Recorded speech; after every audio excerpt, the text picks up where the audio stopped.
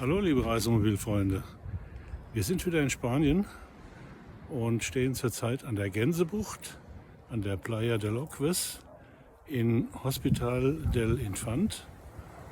Das ist ein Stück weit hinter Tarragona bei wunderschönem Wetter.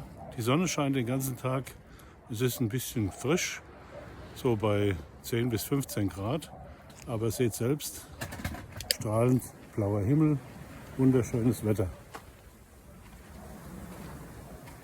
Ich wollte euch halt nur mal so ein bisschen die Nase lang machen. Wir melden uns demnächst aus Villajoyosa. Macht's gut. Ciao, ciao.